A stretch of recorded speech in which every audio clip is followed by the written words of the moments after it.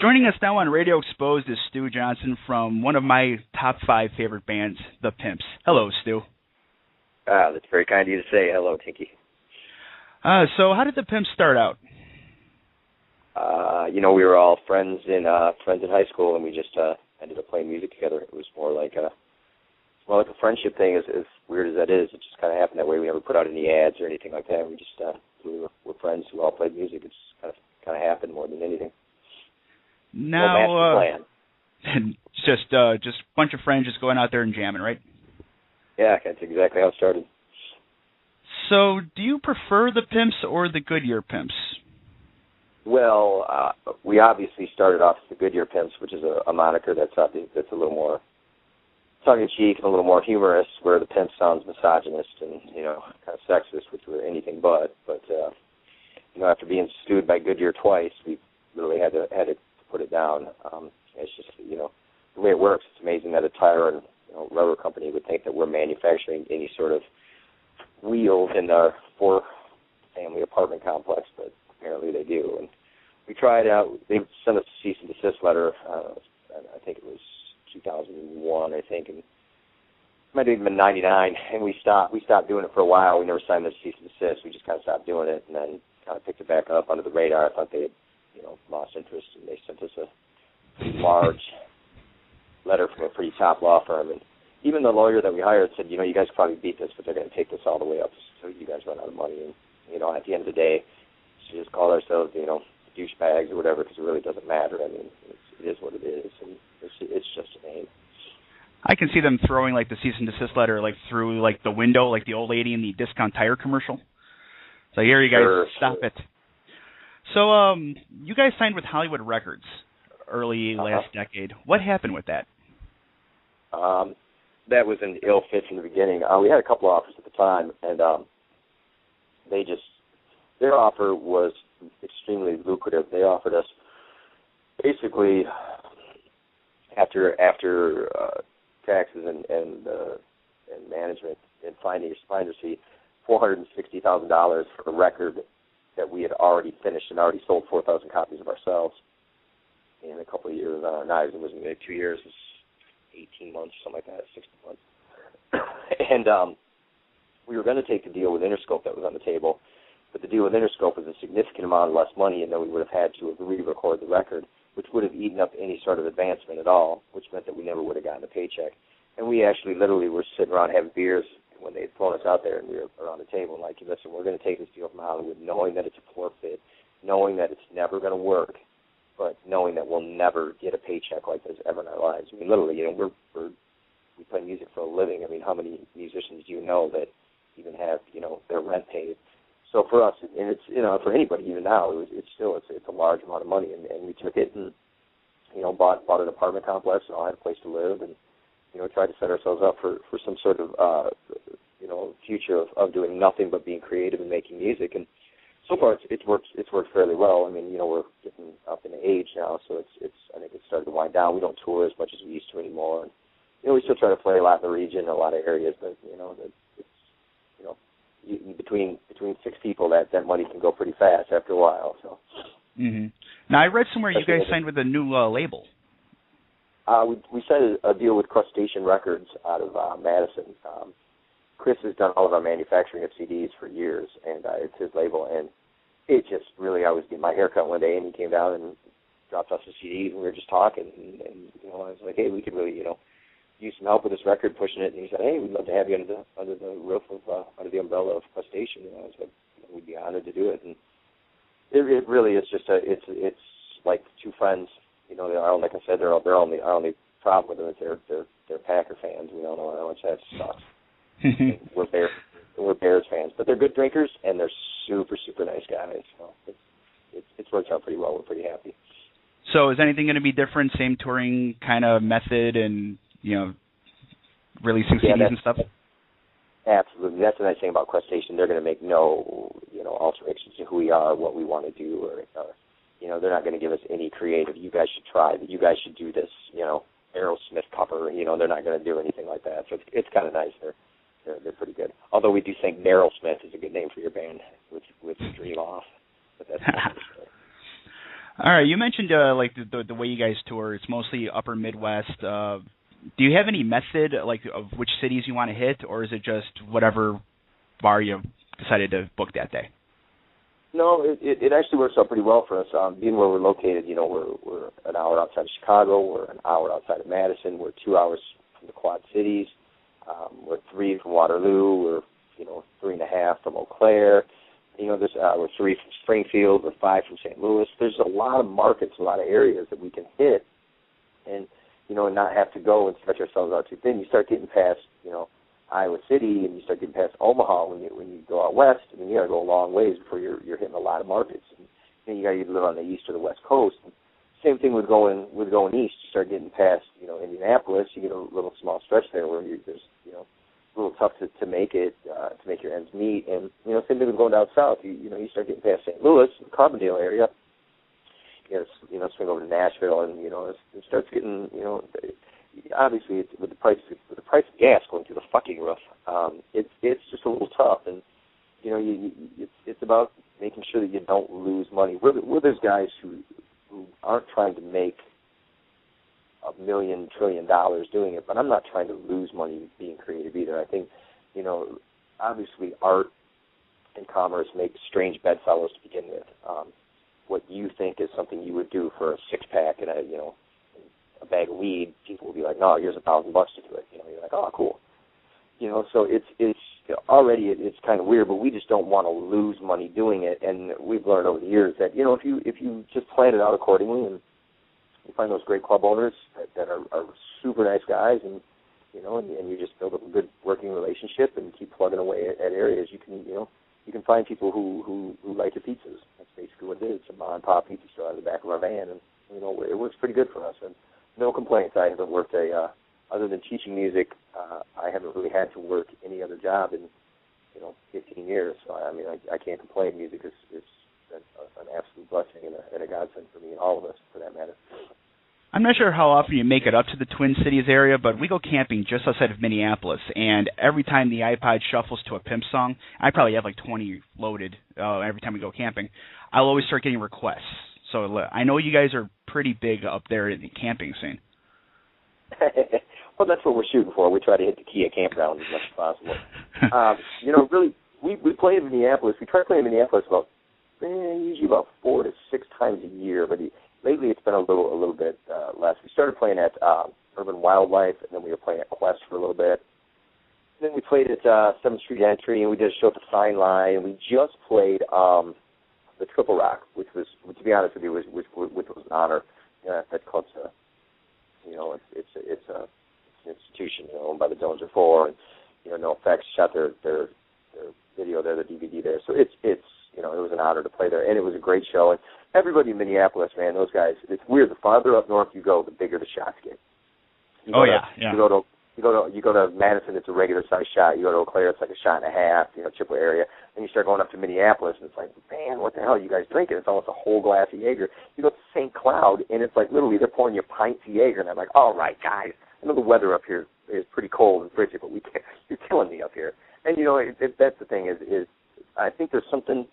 Maybe I'm naive, and maybe I have a bit of nostalgia or love for the Midwest, but I just get a general feeling that the people here are just always a lot nicer, and they're always pleases and thank yous, and there just seems like it's. I'll be honest with you, I mean, we've never, we have very little fights or anything at our shows ever, and it seems like everybody's always super nice. They always want to buy you drinks. They always want to, sit and take the time to talk to you, and it's an honor. I mean, it really is. I mean, I feel blessed that anybody ever gives 2 shits about our stupid little punk rock band, and the fact that they do is just it's really cool. I mean, it really is. I mean, imagine if you made paper mache mobiles, in your house, and all of a sudden people are like, dude, those are the greatest things we've ever saw. And you're like, okay, cool. You know what I mean? It's cool that people care. It really is. It's an honor. If they didn't, I wouldn't be able to do it. So. Mm-hmm. Yeah. Now, of all the places you've played, what are maybe your 2 or 3 favorite places that you've ever played? There's a club in Waterloo called Spicoli's, which is run by 2 guys that are in a band, and that club. They used to run a club called the Reverb in Cedar Falls, and that club is just always a great show. It just really is. you know, and the shows in Rockford are always good. Mary's Place, Crips Night, we always have a really good time. It's obviously maybe it's because we don't have to drive far. Shipwell, we've been playing a club down there. That's you know, really we're pretty lucky. I mean, you know, even the shows that aren't, you know, might not be door-to-door packed or anything, but are still good shows. I can't tell you the last time we've had a show that's been, you know, like, God, what a disheartening, bad show. I mean, you know, we're pretty lucky. It seems like there's always a group of friends that come out and always support the music, and, you know, it seems like it's pretty good. I mean, I really can't complain about really any club we play. Now, I haven't seen Otto's in DeKalb on the schedule. Is there any plans to hit that up anytime soon? You know, my booking agent books Otto's, and I haven't seen Otto's in a while either. You know, I haven't really. It's one of those things, out of sight, out of mind. I kind of forgot about it. I think you're the second or third person to ask me that in the past couple of weeks. I had somebody else ask me that down in Peru when we were playing. And God, you know, I don't know. It's one of those places. I know the House Cafe called us. They wanted us to go down there, but yeah, it's just, you know, when you got a lot of others, I think you got a lot of shows that you're making good money, and you know, the fans are there. It's tough to get back to some markets sometimes, and you know, maybe it's one of those things we've had a couple of requests for. Maybe we should, you know, obviously try to get our asses back there. Yeah, I started seeing you guys in 2000, and my first show was when somebody jumped off the balcony when they saw the seating in the middle of the floor, and I've probably seen you guys maybe 30 times since at Otto's. Like that's a long time ago. Yep. It's one of my favorite shows. Like just your particular Otto show. All the places I've seen you at, my favorite has been Otto's. You know, there's never a bad seat at Otto's, and I think that was one of the nice things. You got up on the balcony and you could see the bands really well. And you know, we played some great shows there. We played, you know, some shows with Blue Meanies. We did a show with Electric Six there, and you know, we've had some great shows, played with some great bands and some great musicians there, and you know, that's always a really nice thing. Plus, we got a great little green room where you could sit in the back and, you know, smoke till your lungs fall out. It's kind of nice. Now, a while ago, you would play The King and I, and you'd stop the song and bring up somebody and start, you know, spanking some asses. How did that start, and when did it go away? You know, people ask us kind of similar questions. They'll be like, you know, you guys, there never is a plan for anything that's in the middle of shows, like anything that was like, I don't know how it started. I don't know if it just did. I know there was one time we played somewhere and this biker guy, I don't remember where we were at, he got completely buck naked and just happened to be right in there, and I know I was slapping his ass because it was funny, and next thing I know, it kind of caught on for a little bit there. I don't, you know, it's not, I think we stopped doing, you know, we stopped doing old songs because, you know, in all honesty, we play music for ourselves, and if I had to be the Beach Boys and play California Girls, you know, every single night of my life, I would just quit music. I can't be a robot for anybody. You know, and I get some people who are genuinely upset, and I've lost some people who don't go to shows anymore. So like, you guys don't play anything old. I'm like, you know, I'm sorry, man. We're trying to move forward with our art. We can't be those guys who just keep, you know, doing the same first record over and over. It's just not. If I did that, literally, I'd just get a fucking job, you know, making parts at a factory, because it's just as redundant to me. I mean, creativity is supposed to be about moving forward. Yeah. You know, it's fine. A lot of, you know, sometimes you fail. That's just the way it works. But, you know, I don't know when it stopped. I think it just stopped because, you know, we started having new material.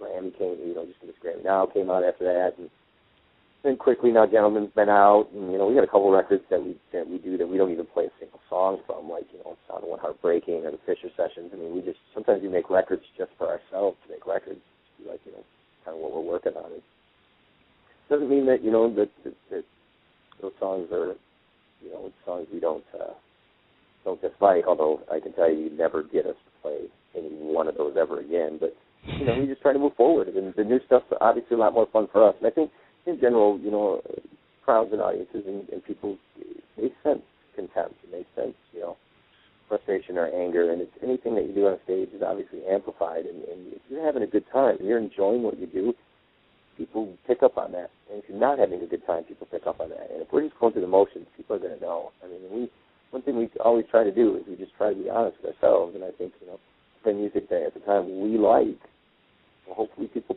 you know, follow us. You know, hopefully you turn around and there's a few more people following behind you. And sometimes you lose a few, and sometimes you gain a few. It's just, you know, it's art. You know, it's like if I had a magic formula, I'd pass it on to you, that's for sure.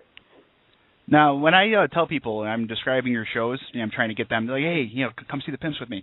I'll say like you can see them 5 straight times. You're going to see 5 different shows, even with the same set list, because of your guys' on stage banter. So none of that's planned. Like that's just chemistry that you guys have. Oh yeah, none of that's planned. There's none of it that's planned. Honestly, more often than not, it's exactly what's handed to us with the audience. I mean, whatever they're doing, or have some crazy people dancing, doing fucked up dance, or wearing a screwed up shirt, or you'll be next to some factory that smells like an old dead dog. It's just there's a lot to work with in towns, and you just try to make light of where you're at and not take anything too seriously. And none of it's planned. Not a single line, not a single bit of banter. None of it. There's some standard things we always open up with. I like to get fucked up, and we try to always close with fuck this shit, we're out of here.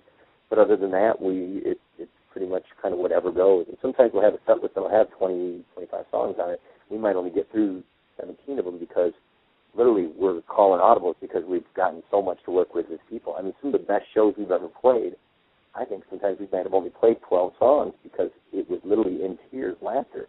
And it's just, those are the kind of things you can't really bottle up. They just happen. And sometimes they work, and sometimes they don't. But yeah, they're the same thing. We just can't repeat ourselves. I can't be that band that goes out, plays to a click track, and does the same set. So, all right, how are you doing tonight? And it's just not honest. And it's not fun. And it's certainly not funny. That's for damn sure. And I don't know when rock and roll stopped being a good time, but I know that damn well the Ramones were a fun band to see, and I know that punk rock in general used to be a fucking blast, and then it got really angry. And when it got really angry is when I started really losing interest in the scene. And there's something I liked about seeing the Dead. It wasn't that I enjoyed the Dead's music. It was that, wow, there's a scene here that's actually really fun. These people are really polite and they have a good time. And I still think that rock and roll and punk rock can be fun. I don't think it all has to be black T-shirts and eye makeup and everybody being a hard ass. I just think that's, if that's what you want to do, that's cool. If you're that white, you're that angry, knock yourself out. But I'm not, and I'm trying to have a more, enjoyable, at least funnier point of view of life. And me and Tony both feel that way, and it just kind of feeds through who we are. And that's the thing is we just try to be ourselves. You can't be anybody else. You just be yourself. And luckily most people are pretty cool about it. They don't get too offended. But we've offended some people. Just some of our jokes. We all know abortion and cancer jokes don't go over well. Well, not usually. I mean, we try to avoid, but sometimes one slips out. You'd be surprised. You can pull them out. Sometimes you can pull them suckers out. That's saving a plane going down. Now, over the years with the writing, it's gotten a little more politics and religion. Like, take me through how you first started writing and how it's progressed through the years. I don't really know. I think it's just you try not to repeat yourself. I think, I can't write another, even more sympathy for the devil. I can't write another, glory, glory, here's to my sweet Satan. I just can't do that. I've already done it. And I can't write another song about Elvis with King and I. I mean, I've already done it. So you just try to keep, you just try not to repeat yourself. I can't be that guy who writes this, okay, this is about my ex-girlfriend who fucking broke my damn heart, This was also about her, I mean, in a lot of bands, they'll get into a formula and they'll just repeat themselves. And, we don't do that. We try to, ideally, we'd, love to be able to, try something new every record. I think that's part of the reason this next record's going to take us so long, because I think I feel like we really have to make a turn here. We got to try something a little different. The last record has been so successful for us that I think it's really important that we try to take a turn and find something that's completely oddball for us. I'm looking at the merch section right now on the pimps.org, and you can get all the songs downloaded, all the CDs are available. I've noticed the clothing section over the years has gotten a little less. Any plans to release any new designs? We try to just keep a standard clothing thing. I don't want to be in the clothing industry. I don't mind doing them for shows. People obviously like T-shirts. We don't make a ton of money off T-shirts in the first place because we try to use only American-made T-shirts. We do American apparel, no sweatshop shirts, overseas shirts, and all of our manufacturing we try to keep in the United States. It's a little more costly, but I do think it's the right thing to do. I mean, America doesn't make much these days, so might as well get it there. But the problem with that is you end up you have to keep such a large stock of shirts that are specific for the internet, and it's just kind of a pain in the ass. I mean, I fill all those merch orders myself, and 5, 6, 10 a day. And if you just get them down where it's just CDs, it's great. Because really what we're trying to do is sell music. We're not trying to sell T-shirts. I'm not Urban Outfitters.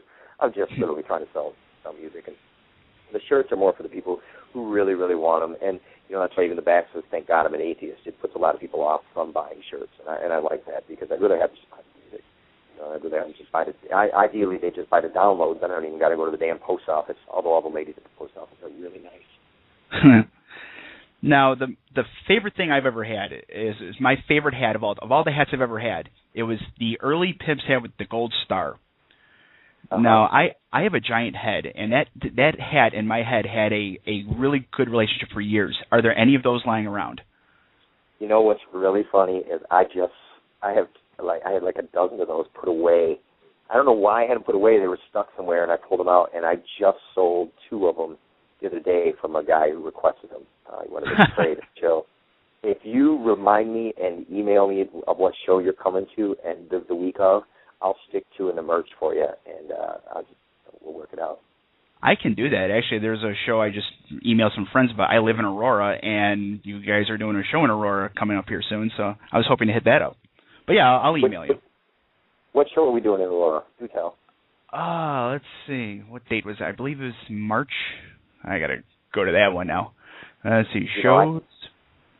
I never know where we're playing. Yeah, Friday, March 18th at the Brower House. Oh, yeah, it's the Brower House, actually. I'm the one who set that up. That's right.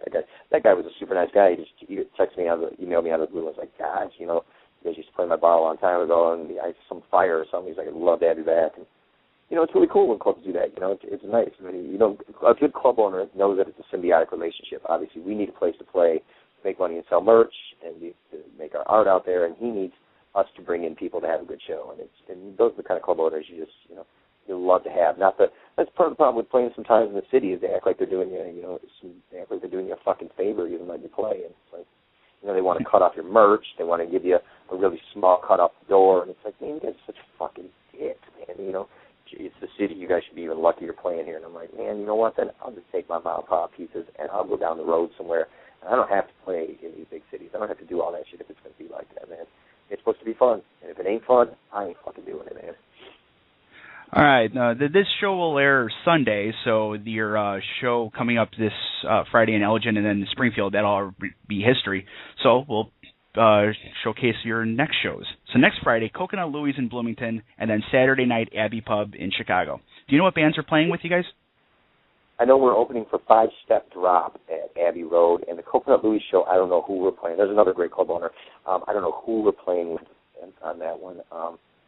But I know that Abbey Road Pub show is supposed to be a pretty good show.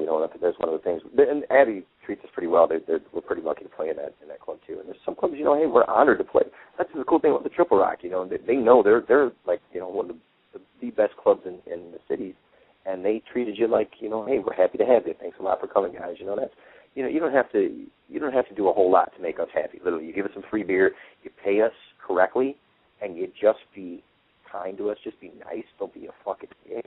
And we're the fucking easiest guys to get along with in the world.